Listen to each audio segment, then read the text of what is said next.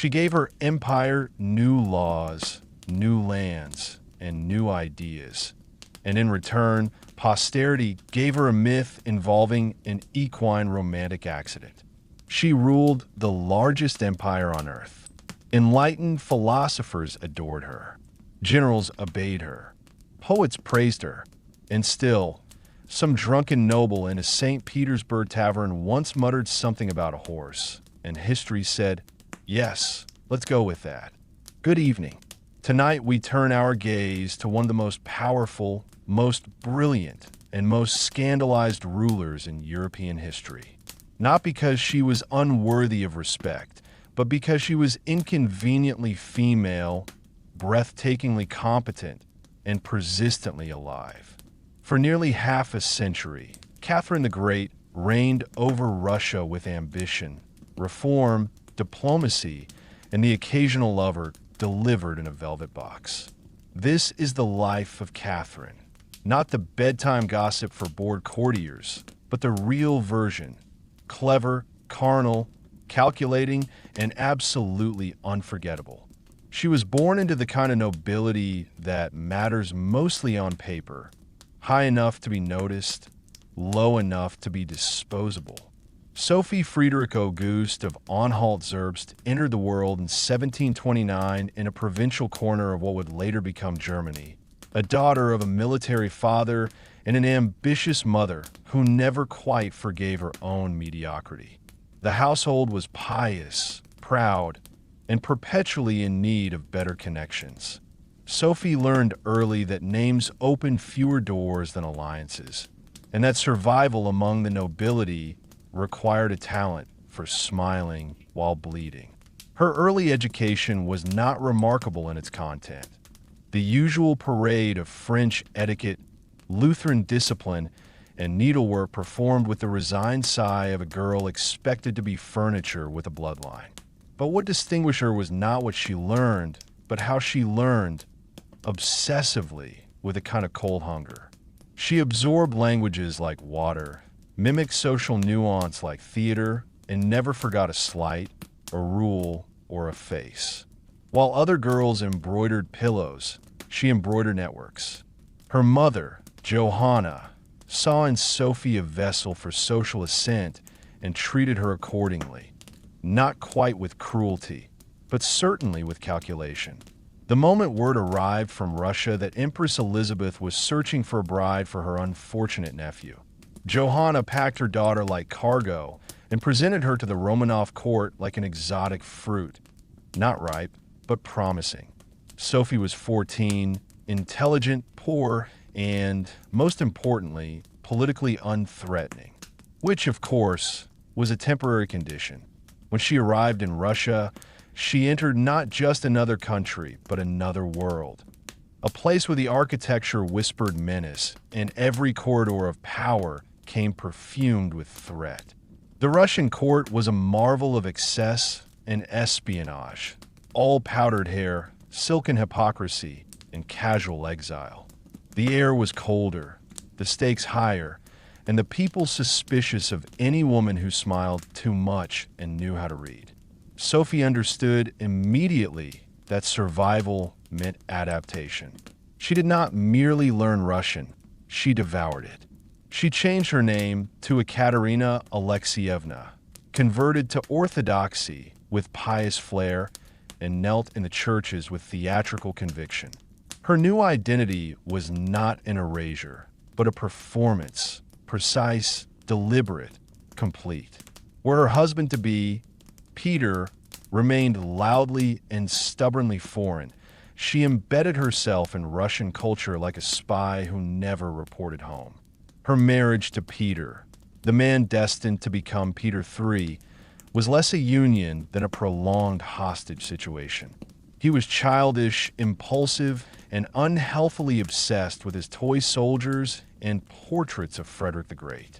Where Catherine sought books, discussion, and governance, Peter sought attention, beer, and endless rehearsal of military parades with dolls. He once dressed a rat in uniform and had it executed for desertion.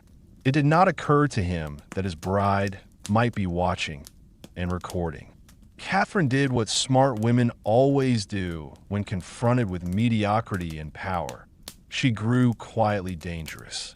While Peter squandered affection and credibility, she built a parallel court, discreetly at first. Then, with growing confidence, she befriended officers, wrote letters to philosophers, memorized the machinery of the state, and cultivated the loyalty of those whose swords mattered more than their titles. She played the docile wife in public, while privately forging herself into a political instrument with sharper edges than anyone suspected.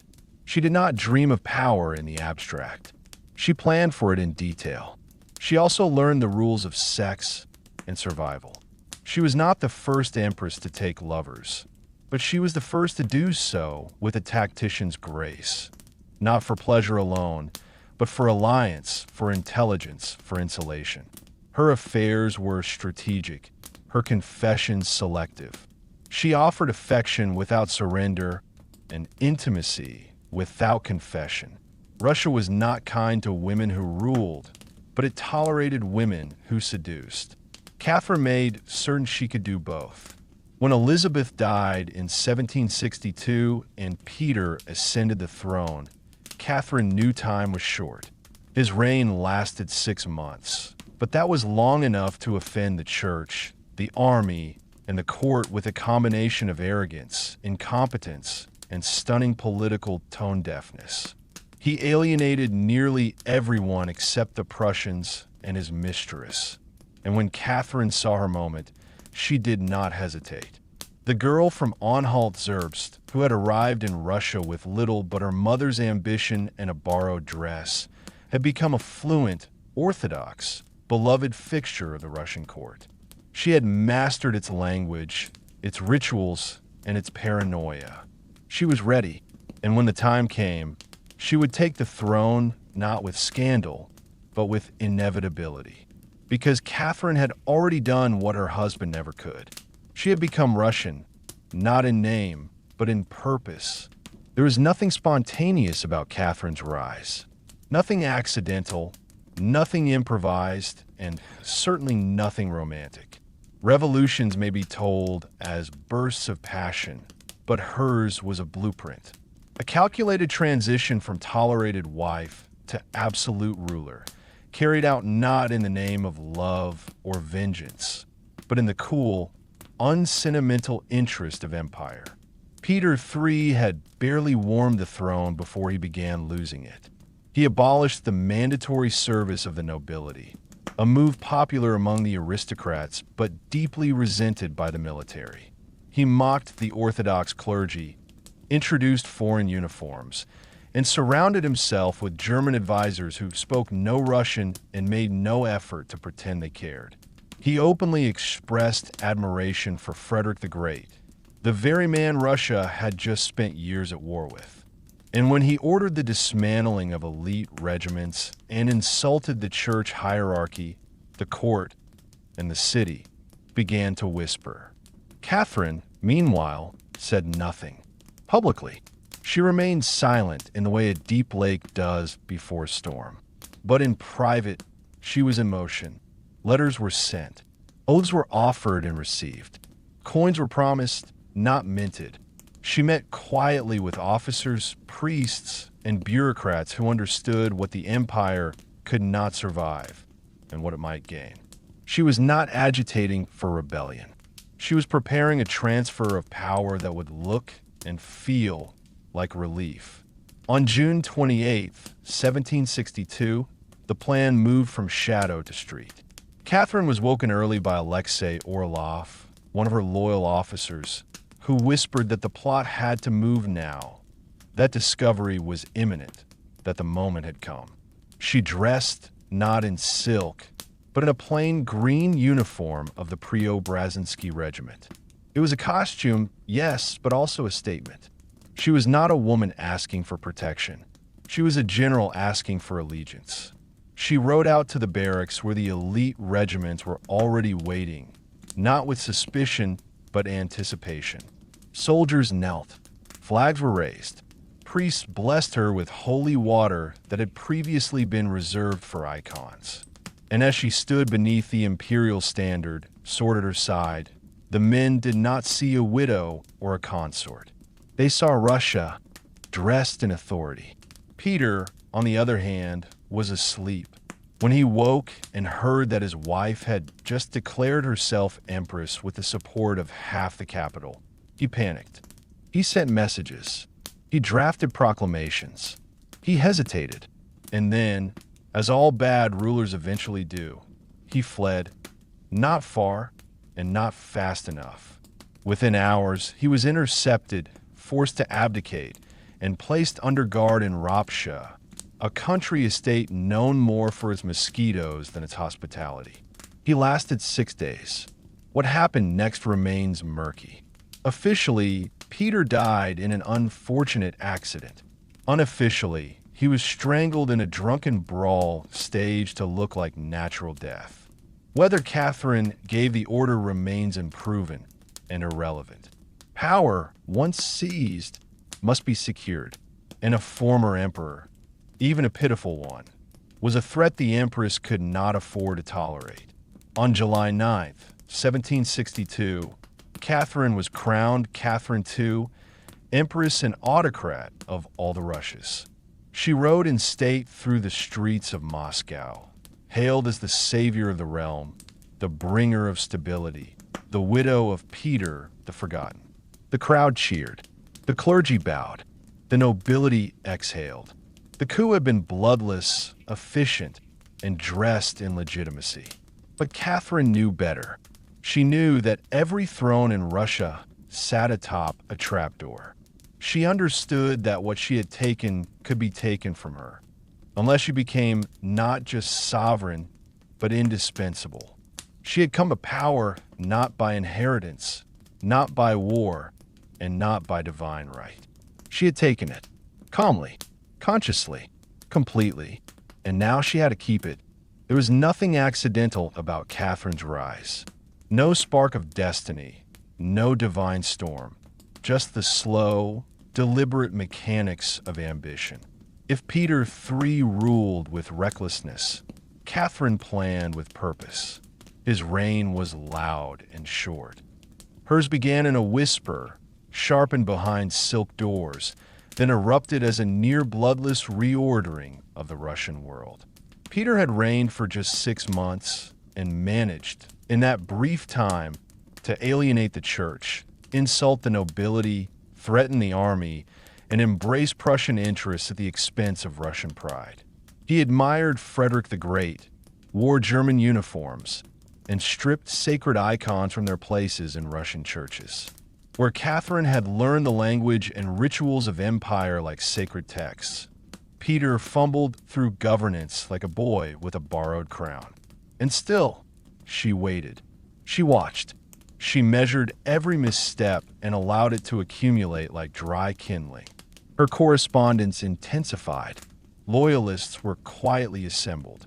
Military officers, clergy, guardsmen, those who had no love for Peter were brought into the fold not with promises, but with practical clarity.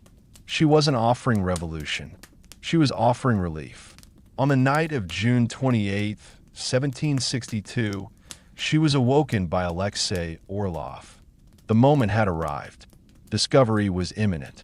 There would be no second chance.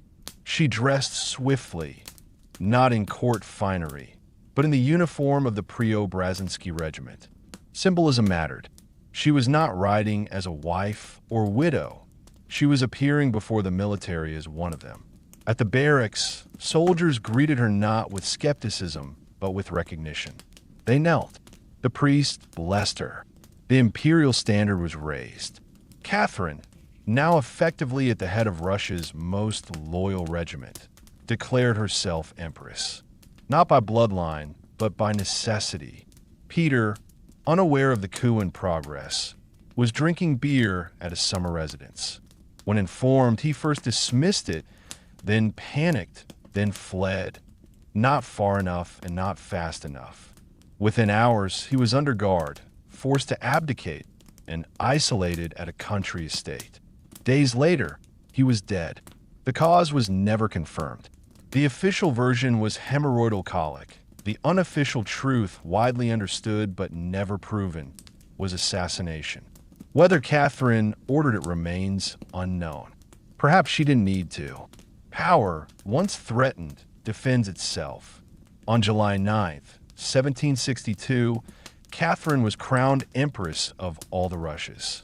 The coronation was imperial, sacred, and calculated to erase the memory of Peter's incompetence. The church offered its blessing. The army stood at attention. The court accepted her with the kind of gratitude born not of loyalty, but of exhaustion. The fact that she was a woman mattered less than the fact that she was not Peter. But Catherine knew the truth beneath the ceremony. She had not inherited her throne. She had taken it, and that meant she would have to justify it every day she reigned, with competence, with vision, and with the kind of ruthless composure that frightened those who thought she should be grateful. She had worn the crown of a traitor's widow and emerged as the sovereign of the empire. Now, she had to rule like she had always belonged there. Catherine did not come to the throne with dreams of grandeur. She came with notebooks. Where others might have celebrated, consolidated, or punished, she began to write. No sooner had the crown settled on her head than her mind turned to legislation. Not glory, not revenge, law. She understood instinctively what even seasoned monarchs often missed, that true legitimacy is not merely seized, but codified. If her reign was to last, it needed not just the sword, but the scroll. Russia in the mid-18th century was vast, beautiful, and entirely unwieldy. Its legal system was a patchwork of edicts, decrees, and traditions, many of which predated Peter the Great, let alone Catherine. The countryside was ruled more by the moods of landowners than by any central code. Judges were corrupt. Local governors were semi-feudal lords. Bureaucracy was not yet a machine. It was an organism, slow and self-serving. Catherine set out not merely to reform it, but to remake it in the image of enlightenment. And so, she wrote the nakaz, her instruction, a political treatise, a philosophical manifesto, a legislative skeleton. It was not a law, but a guide for creating laws, heavily inspired by Montesquieu, Beccaria, and the principles of the French Enlightenment, though conveniently stripped of anything that might threaten autocracy. It spoke of the equality of all men before the law, the importance of education, the rights of the accused, the rejection of torture, and the dignity of the state. It was radical in language, conservative in structure, and entirely Russian in its ambition to sound progressive while tightening control. To write such a document, Catherine read obsessively. Not just Enlightenment writers, though she devoured them, but histories, treatises, letters, and foreign constitutions. She maintained correspondences with Voltaire, Diderot, and Grimm, not merely for flattery, but for ideas. She positioned herself as the philosopher empress, a monarch who quoted Plato at dinner and footnoted her own thoughts. She understood the power of image and curated hers carefully. A woman who ruled not because she was ruthless, but because she was enlightened. And yet, like many Enlightenment projects, the nakaz revealed more about its author's ideals than it changed about her empire.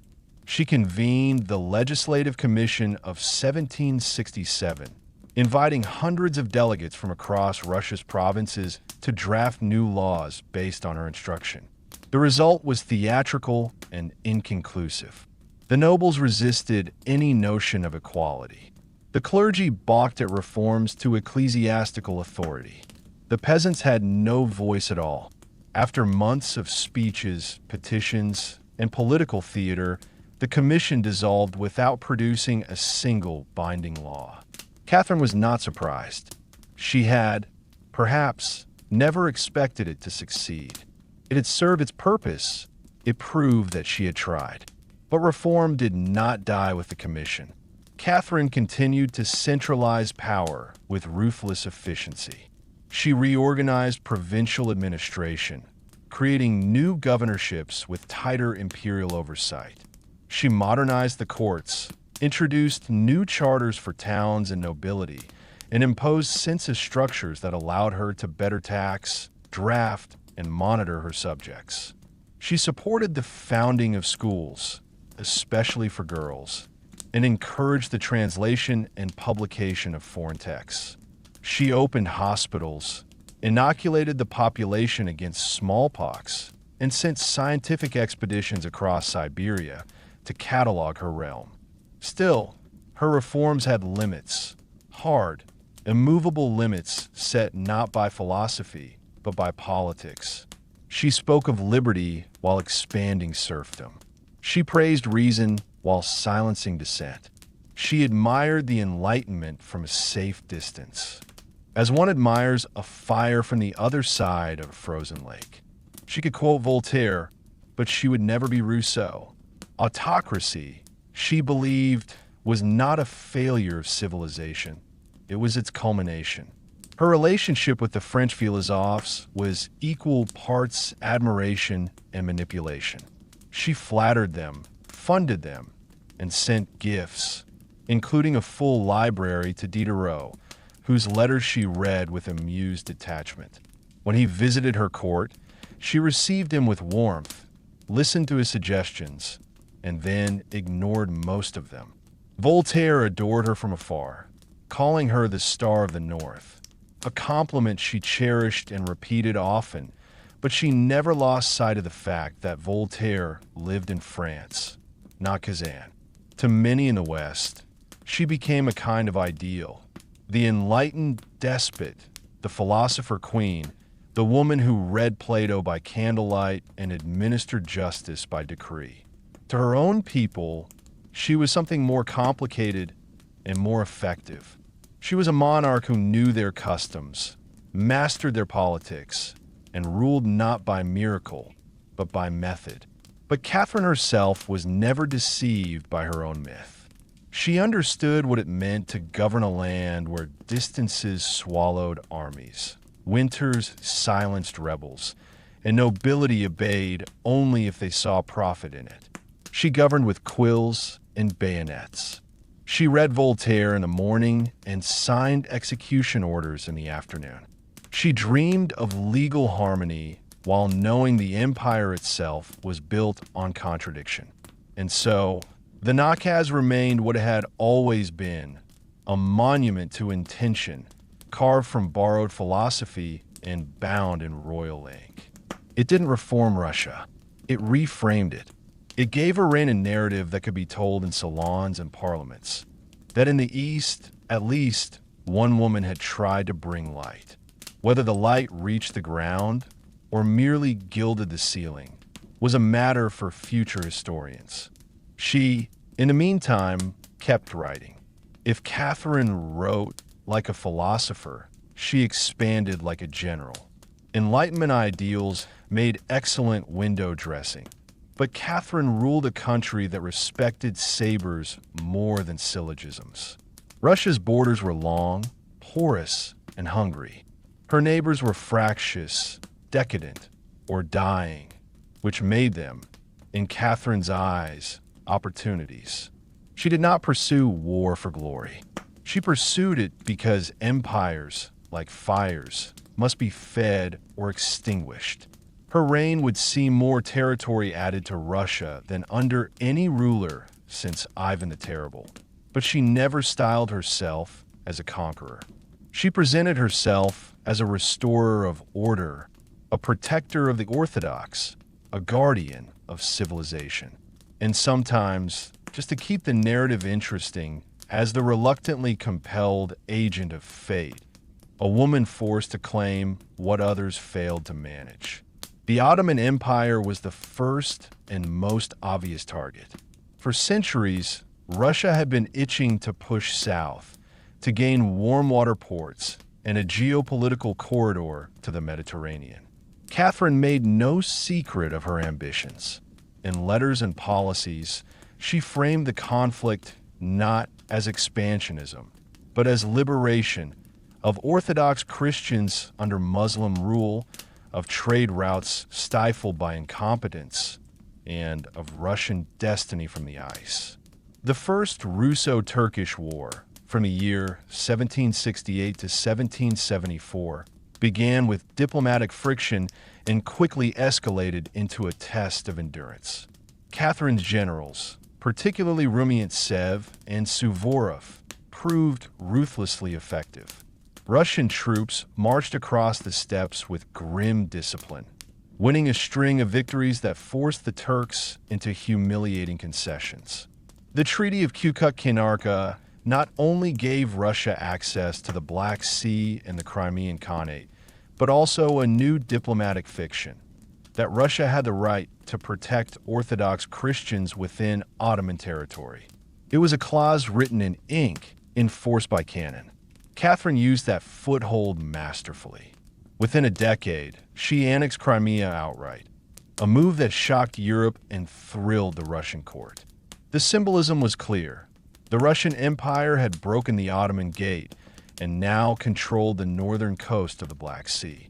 Ports were built, cities renamed, statues erected. Catherine, never modest in her victories, commissioned medals that read, "I took it back. Poland was next, not as an enemy, but as a collapsing friend." The Polish-Lithuanian Commonwealth had been disintegrating for decades under the weight of its own dysfunction. Its nobility was fractious, its kings weak, its borders open. Catherine, ever the opportunist, intervened under the guise of reform. She supported a Polish constitution that favored Russian influence, installed a puppet king, her former lover, Stanislav Poniatowski, and watched as Polish sovereignty unraveled under her velvet-gloved hand. When other European powers, notably Prussia and Austria, grew nervous, Catherine proposed a solution elegant in its cynicism: partition. The first partition of Poland in the year 1772 divided territory among the three powers, turning a formerly independent state into a geopolitical carcass. It was done without war, without protest, and with barely a raised voice. Two more partitions would follow. By the year 1795, Poland had ceased to exist as a country, erased not by invasion, but by signature. Not all wars were so bloodless. The Second Russo-Turkish War, from a year 1787 to 1792, was a return to fire and blood. The Ottomans, humiliated and restless, sought revenge. Catherine responded with seasoned troops, new artillery, and cold resolve. Suvorov again led with brilliance, capturing key fortresses and pushing the Turkish line deep into retreat. The war ended with further territorial gains, including the fortress of Ochakov and parts of the Danubian coastline. Russia was now not only a northern empire, it had a southern muscle, a coastal arm, and a navy that could threaten Constantinople itself. Throughout these campaigns, Catherine managed to maintain a delicate balancing act with the other European powers. She flattered Frederick the Great even as she undercut his plans. She kept Austria close, but never trusted it. She wrote to the British with civility and ignored them with equal poise. Her diplomacy was as strategic as her warfare, always polite, always veiled, and always aligned with imperial interest. She did not seek allies. She sought useful delays. War, for Catherine, was not an interruption of governance. It was its extension. While the fighting raged, the empire grew richer. New territories brought grain, soldiers, tax revenue, and prestige. Cities like Odessa and Sevastopol were born from her conquests, rising from the soil with classical names and military blueprints. She populated these regions with Russians, Germans, Greeks, and Tatars, sometimes through invitation, sometimes through decree. Her colonization policies were practical, multicultural, and relentlessly imperial. And yet, Catherine never marched with the army. She led from maps and letters, from correspondence and reports, trusting her generals and rewarding them handsomely, with titles, land, and legends. Her court celebrated every victory with grandeur, while the battlefield groaned under the cost. But she understood something essential about empire. People remember borders, not the butcher's bill. By the end of her reign, Catherine had added over 200,000 square miles to Russian territory. Her empire stretched from the Baltic to the Black Sea, from Warsaw to Alaska. She had secured Russia's place as a European great power, not merely because she wanted it, but because she believed no one else deserved it more. She did not conquer for conquest's sake. She expanded because history, in her hands, became a map. Catherine's empire was vast, her reforms bold, her wars relentless, but it was her bedroom that history could not stop circling. For all the treaties she signed, laws she drafted, and territories she annexed, she would never fully escape the gaze that measured a woman's worth by who lay beside her. Her reign was scrutinized not just in councils and campaigns, but in whispers, rumors, and the increasingly salacious imagination of Europe. To rule as a woman was rare. To rule with intelligence and ambition was threatening. But to do all that, and also love freely, was unforgivable. Catherine never apologized for her appetites, nor did she see intimacy as separate from governance. Her lovers were rarely chosen for beauty alone. Charm, intellect, loyalty, and utility all mattered. These were not idle flings, but curated relationships, each carefully integrated into the complex machinery of court life. She did not disguise them, but neither did she flaunt them. They were part of the rhythm of rule. Men passed through her bed and into history, often with gifts, titles, and enough property to rebuild their egos in exile. But one man was different. Grigory Potemkin was not merely a lover. He was, in every meaningful way, a partner. Their relationship was volcanic, strategic, devotional, and above all, enduring. He was not her equal, but neither was he disposable. From a moment they met in the early 1770s, Potemkin proved himself too clever, too difficult, and too valuable to be left in orbit. Potemkin was not conventionally handsome, but he radiated charisma and contradiction. He was brilliant, erratic, egotistical, and completely captivated by Catherine's mind. Their letters are not love notes, but dialogues of state, filled with policy, poetry, jealousy, and command. Some historians believe they were secretly married, an unconfirmed but plausible idea, given the depth and tone of their correspondence. Whether or not they exchanged vows, they built an empire together. Catherine made him a prince, gave him command of armies, and placed Crimea, her most sensitive conquest, under his stewardship. He returned the favor by expanding her empire, founding cities, orchestrating campaigns, and staging one of the most elaborate theatrical displays of imperial pride in history, the legendary Potemkin villages. Though exaggerated by his enemies, the story captured something true. Potemkin understood that governance was not just force, but performance. And no one performed Russia better than he did, except perhaps Catherine herself. Their romantic relationship did not last, but their political intimacy did. Even after their love affair cooled, they continued to rely on one another, writing, arguing, advising. Potemkin took lovers of his own, as did Catherine, but neither seemed troubled by the other's affairs. Their bond was beyond possession. It was constructed on ambition, built with loyalty, and cemented by mutual recognition of each other's genius. After Potemkin came others, a long succession of favorites, the official title given to the men Catherine kept in close proximity, both personally and politically. Each was vetted, gifted, and, eventually, dismissed with graceful compensation. Some stayed longer than others. Some proved useful, others merely decorative. There were soldiers, diplomats, minor nobles, and one man so forgettable that Catherine once remarked, "He stayed a year, and I cannot remember why." These favorites became part of the palace ecosystem. They were symbols of favor, targets of jealousy, and sometimes pawns in larger political games.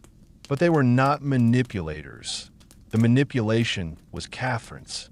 She selected, shaped, and ultimately released them like pieces in a royal collection.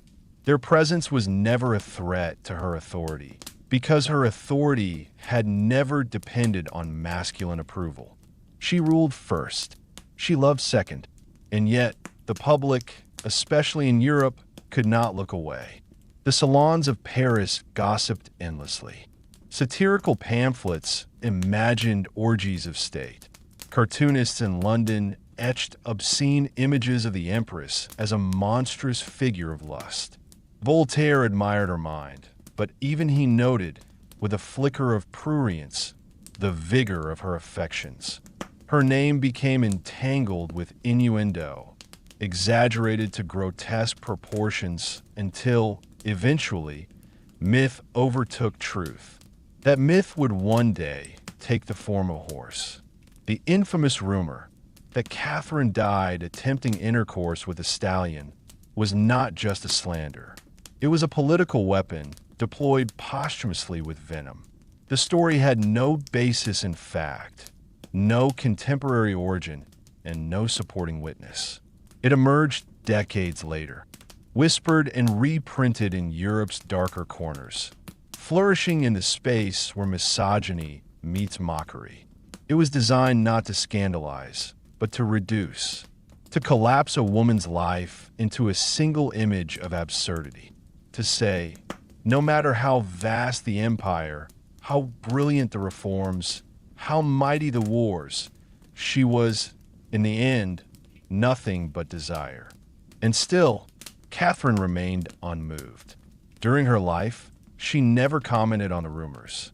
She wrote about love with wit, about sex with clarity, and about power with a fluency that made her male counterparts squirm. She understood what history was likely to do to her, and she wrote anyway. She ruled anyway. She loved anyway. Because for Catherine, intimacy was never a weakness. It was a current of influence. It brought her joy, counsel, distraction, and occasionally disaster, but it was always on her terms. In a world where women were allowed to rule only by accident or blood, she had carved out a domain of flesh and policy, pleasure and authority. She did not divide her life between the throne and the bed. She fused them unapologetically. Her lovers came and went. Her empire remained. It did not begin with a witness. It did not begin with a document, a diary, a doctor's note, or a servant's confession. It began, as most enduring lies do, in the dark, whispered, tasteless, and absolutely irresistible. The most infamous myth surrounding Catherine the Great, the one that survived palaces, policies, and centuries of scholarship, was born not out of fact, but of fury. The tale of a woman who dared to rule, dared to want, and therefore, in the logic of misogyny, must have gone too far. According to the rumor, Catherine died while attempting to have intercourse with a horse, crushed beneath a failed harness, or pulleys, or her own uncontainable lust, depending on the storyteller's mood. The story is as ridiculous as it is persistent. There is no evidence, no credible source, no contemporary mention. It does not appear in the court records, in the memoirs of ambassadors, or in the reports of the physicians who examined her body. And yet, it lives grotesque, unkillable, viral long before viruses had a name. Catherine died in bed of a stroke at the age of 67. After more than 3 decades on the throne, after reforming the laws of a continent, surviving multiple wars, annexing territories, sponsoring philosophers, and rewriting the narrative of female power. And still, her legend was reduced to an animal joke. Why? Because Catherine violated the cardinal rule of European storytelling. She was a woman who owned desire and power in equal measure. She governed not as a regent, not as a mother of heirs, but as a monarch in her own right, strategic, sensual, sovereign. She selected lovers, restructured borders, dismissed generals, and discussed Voltaire with the same poise. She was never passive, never apologetic, and the world, especially the male world, needed to punish her for that. The Horse was not about sex. It was about degradation. It was the most brutal narrative device patriarchy could summon. The symbolic reduction of political greatness into bestial perversion. It was not enough for Catherine to be dead. She had to be made laughable, not just dethroned, but dehumanized. The stallion was a cultural scalpel, crude, effective, and designed to slice away the idea that a woman could rule without being monstrous. This type of defamation was not unique to Catherine, but it reached its apogee in her. Other powerful women had been called witches, poisoners, hysterics. But Catherine's myth was anatomical. It weaponized her body, not merely by exposing it, but by destroying its dignity entirely. No one would dare imagine Peter the Great dying under a goat, or Frederick the Great tangled in reins. But Catherine, she was already mythic and therefore fair game. There's a political logic to the myth. Catherine's power rested not on lineage alone, but on legitimacy. A woman who seized the throne and kept it through competence. By turning her into a grotesque punchline, the myth attempted a posthumous coup. It declared, in effect, that her reign had always been absurd, that Russia had been governed by an animal in human clothes. The Horse was history's attempt at erasure. And yet, the lie reveals something more damning than truth. It reveals the discomfort of a world that cannot process a woman who contains multitudes. Catherine was brilliant, flawed, sensual, ruthless, generous, vain, and pragmatic. She was a stateswoman who read philosophical tracts in French and issued death sentences in Russian. She could compose letters to Diderot while plotting military strategy with Potemkin. She was not a saint. She was a sovereign.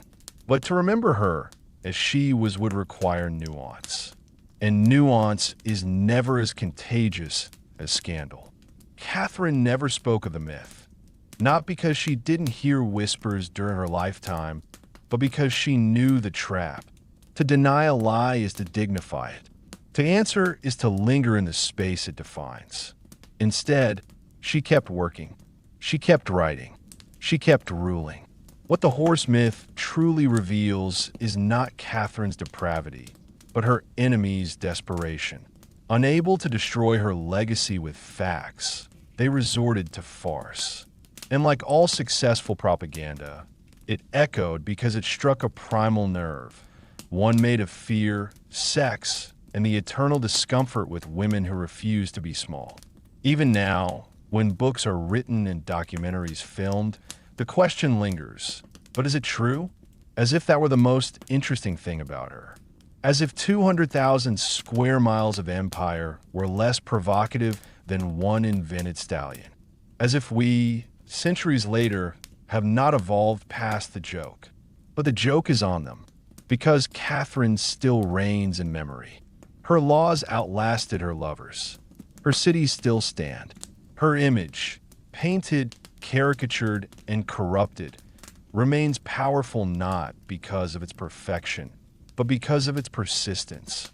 She was not devoured by the myth. She absorbed it, outlived it, and made it absurd by contrast with her very real accomplishments. The Horse may have galloped through rumor, but it never entered the palace.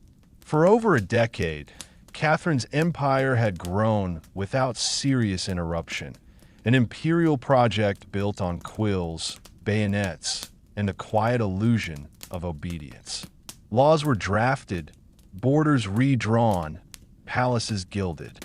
Her gaze was outward, Crimea, the Danube, the Enlightenment. But beneath that surface, in the villages, the forests, and the choking heat of southern Russia, resentment fermented like spoiled grain. It came not from rival courts or foreign generals, but from the very people the empire believed too ignorant to rebel. In 1773, that belief was shattered. The name that rose from the mud was Emelian Pugachev, a Don Cossack and deserter of the Imperial Army. He was a man of few credentials, but remarkable charisma, the kind of figure who, in another time, might have died unknown in a tavern fight. Instead, he claimed to be Peter III, the very husband Catherine had overthrown and whose death had been quietly arranged over a decade earlier. It was absurd, of course. The real Peter was dead, and Pugachev bore only the roughest resemblance. But Russia, in its remote provinces, was not governed by facts. It was governed by hunger, memory, and rage. Pugachev's appeal was not theological or ideological. It was elemental. He promised land to peasants, freedom to serfs, restoration to the dispossessed. He spoke the language of grievance with clarity, death to nobles, fire to landlords, vengeance for the forgotten. And the forgotten were many. Serfdom, under Catherine's reign, had expanded. While she legislated enlightenment in St. Petersburg, peasants were being sold with estates, punished without trial, and beaten by masters who were, by law, nearly untouchable. The social contract was brittle. Pugachev struck it with an axe. The rebellion began in the Volga region. Small at first, a handful of villages pledging allegiance to the resurrected Tsar. But like wildfire, it spread. Cossack hosts joined. Disaffected soldiers deserted. Peasants rose with pitchforks, torches, and prayers for justice wrapped in myth. Entire garrisons were slaughtered. Fortresses fell. By the winter of 1774, Pugachev commanded tens of thousands. His army was not trained, but it was furious. He took Kazan. He raised estates. He declared his own court, issued decrees, and executed nobles with theatrical vengeance. For a moment, a terrifying, surreal moment, it looked as though the Russian Empire might collapse under the weight of its own cruelty. Catherine's reaction was swift and cold. She did not panic. Panic was for those who lack legitimacy. She mobilized. General Michelson was dispatched with disciplined forces. Orders were clear: suppress without hesitation. The Imperial Army moved with merciless efficiency, cutting through rebel ranks with artillery, bayonets, and the benefit of training. Pugachev's forces, disorganized and increasingly desperate, began to disintegrate. Loyalty fractured. He was betrayed by his own men, captured, and delivered to Moscow like a gift to order from chaos. Catherine made no spectacle of mercy. Pugachev was paraded in a cage through the streets, a living contradiction to the myth he had tried to become. On January 21st, 1775, he was beheaded and quartered in public. His limbs were displayed as warnings across rebel territory. The message was unambiguous. The empress might entertain philosophy, but rebellion would be answered with anatomy. And yet, Catherine understood that force alone was not enough. She followed the suppression with reforms, not of serfdom, but of administration.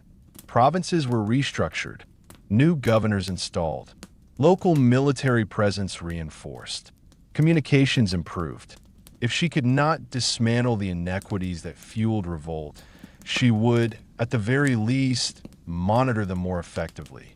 Control, if not justice. but the scars remained. Pugachev's rebellion was the largest and most dangerous internal threat Catherine ever faced. It exposed the thin layer of civilization, masking an empire built on inequality. It reminded the court, and Catherine herself, that while Europe praised her Enlightenment ideals, the Russian people lived under feudalism so brutal that they could be stirred to civil war by a fraud and a borrowed name. Catherine never again trusted the countryside. She wrote of reform less often, turned inward less eagerly, and relied more heavily on surveillance and loyal bureaucracy. The dream of a rational, enlightened empire remained, but it was painted now over the memory of blood and fire.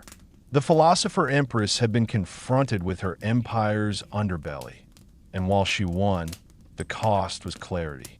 Pugachev was dead. The villages burned. The borders held. But the fantasy of unity, that the Empress and her subjects shared a vision of Russia, had died long before the axe fell. For over 3 decades, Catherine ruled an empire that stretched across continents and contradictions. She expanded Russia's territory by over 200,000 square miles, corresponded with the greatest minds of the Enlightenment, built cities where swamps had stood, and turned a fragile throne into a fortress of policy and perception. But even empresses, even architects of empire, do not escape the slow arithmetic of time. In her final years, the weight of Catherine's reign was matched only by the silence gathering around her. She was, by the 1890s of her own life, profoundly alone. Not abandoned, never that, but encased. Her court was loyal, her ministers dutiful, her people reverent.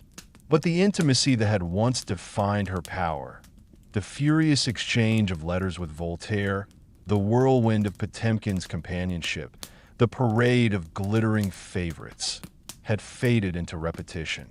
She had become an institution, and institutions are not embraced. They are obeyed, feared, and eventually entombed. Her son, Paul, remained a source of chronic tension. She had never intended to share power with him. From the earliest days of his childhood, she saw in him not promise but volatility, a fragile ego in search of structure.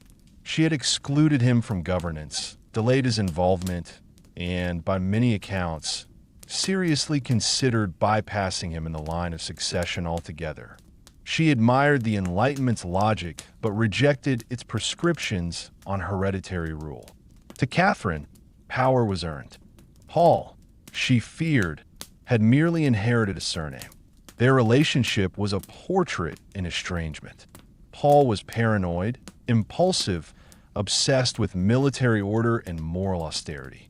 He loathed her lovers, mocked her letters, and surrounded himself with sycophants who whispered treason beneath the veil of piety. Catherine, in turn, watched him with a ruler's eye, as a risk to be managed, not a son to be nurtured. She feared what he might become more than she trusted what he was.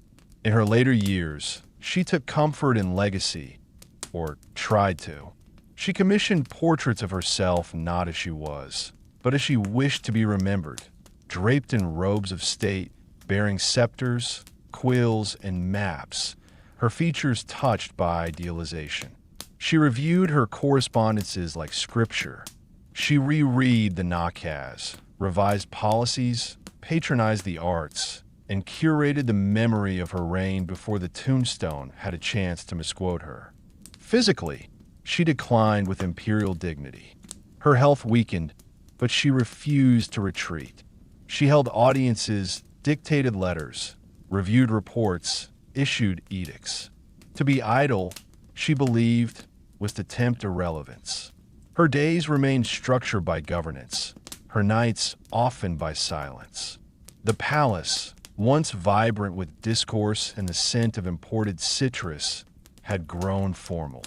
Her inner circle was smaller now, filled with loyal administrators rather than glittering minds. Then, in November of 1796, the clock stopped.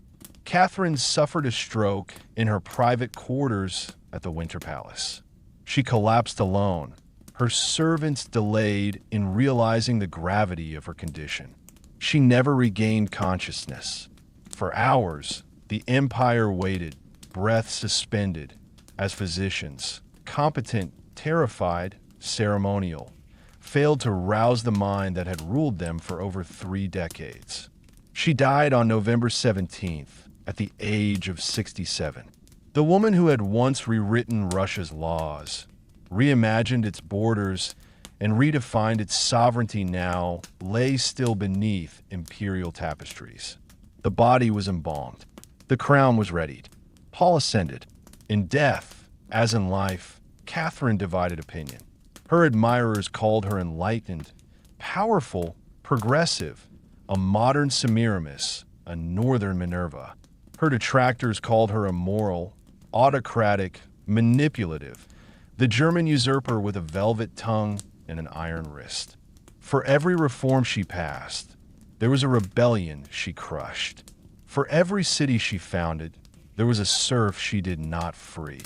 And yet, none could deny that Russia had been utterly transformed.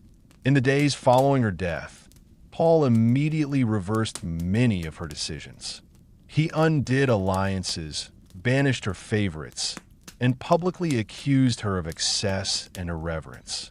He built a mausoleum not to her, but to his long-dead father, Peter III, and reburied the man Catherine had overthrown as a martyr. It was a bitter act of symbolic vengeance, a gesture of loyalty to a father he had never known, and a mother he could never forgive. Catherine, of course, had anticipated this. She had tried to outlive it, perhaps even to outmaneuver it. But time, unlike politics, cannot be bent forever.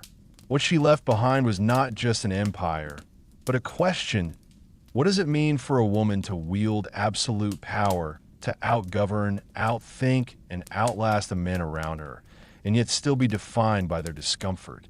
She ruled until the very edge of death, not from behind a curtain, not as a figurehead, but with calculation and clarity. The final years of her reign were not tragic, they were precise.